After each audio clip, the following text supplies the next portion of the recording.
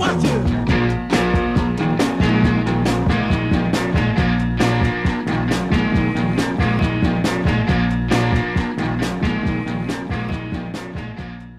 Sur le contrat intergénérationnel dans la troisième partie de cette interview, je cède la place à mon collègue de Radio Sciences Po.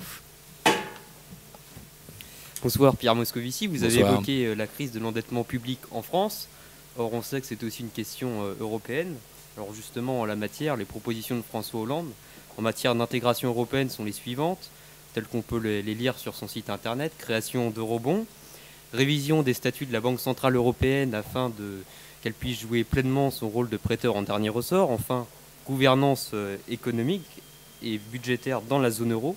Alors question qui n'a pourtant pas été abordée, y aura-t-il des redistributions entre les pays du nord de la zone euro et les pays du sud, par exemple, comme ça a été le cas entre l'Allemagne de l'Ouest et l'Allemagne de l'Est dans les années 1990 ? Non, mais on va revenir un petit peu en arrière, si vous le permettez. L'Europe traverse depuis 2008 une crise absolument sans précédent. C'est vrai que l'Europe a été toujours construite dans les crises, qu'elle a procédé et progressé de crise en crise. Mais là, on est devant une crise qui est une crise presque de défaisance de l'Union européenne, à tel point qu'un État, la Grèce, a menacé de quitter la zone euro. Plutôt, on a menacé la Grèce de quitter la zone euro. Et par rapport à ça, ce que Nicolas Sarkozy a fait avec Angela Merkel depuis 2 ans n'est pas à la hauteur. Ils n'ont pas vu venir le problème, ils l'ont sous-estimé, ils ne l'ont jamais traité. Pensez que le premier plan d'aide à la Grèce, il y a 18 mois, les crédits n'ont pas encore été versés. Et si, il y a 18 mois, ils s'étaient dit ensemble, il y a 2 solutions. Soit monétiser la dette, c'est ce qui se fait à travers la Banque Centrale Européenne, soit mutualiser la dette, c'est ce qu'on peut faire à travers des eurobonds. À ce moment-là, nous aurions probablement évité le coût majeur de cette crise.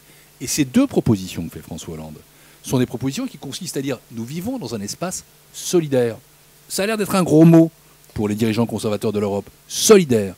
Et donc nous devons être capables de mettre en place des mécanismes solides qui sont capables d'affronter des crises comme celle de la Grèce, mais peut-être demain celle d'autres pays de la zone euro. Appartenir à la zone euro, ça confère des devoirs.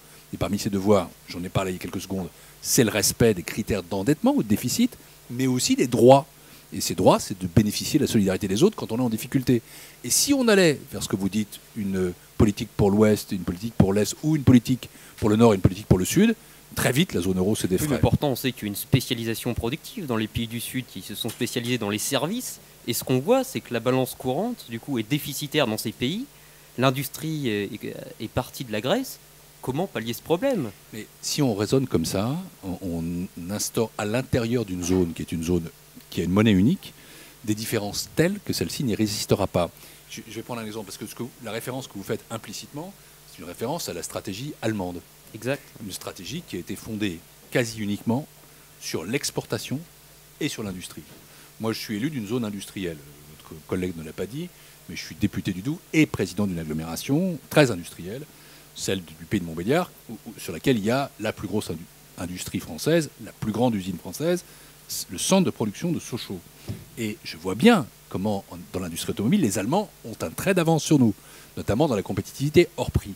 Si tout le monde fait comme ça, c'est-à-dire si à chaque fois on éteint la consommation, si on ne fait pas en sorte qu'il y ait aussi des services puissants, alors à ce moment-là, d'abord ce sera extrêmement difficile de réindustrialiser toute l'Europe, et cette spécialisation aboutira à l'étouffement de tous.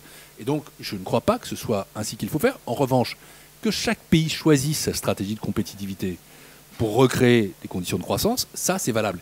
Et c'est valable notamment pour la France, qui a aujourd'hui un déficit du commerce extérieur abyssal, dont l'industrie reste forte à certains endroits, à travers des grands groupes, mais il faut absolument que nous fassions, pour le coup, ce qu'ont fait les Allemands, c'est-à-dire muscler ce qu'on appelle le Mittelstand, ces milliers de petites et moyennes entreprises industrielles de 500 à 5000 salariés, qui chez nous sont totalement absentes, créer aussi une culture de l'innovation.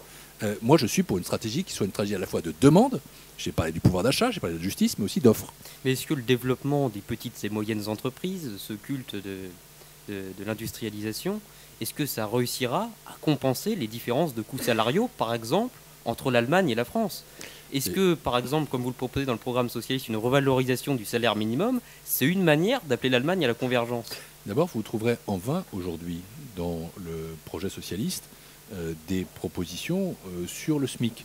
Non pas que nous ne souhaitions pas revaloriser le salaire minimum, non pas que le pouvoir d'achat ne soit pas une préoccupation, mais nous savons aussi ce que sont les moyens de la France et nous proposerons là-dessus des choses dans le projet présidentiel, mais ne faites pas comme s'il y avait là-dessus je ne sais quelle promesse mirifique, peut-être était-ce pour un autre projet socialiste ou pour une autre campagne socialiste.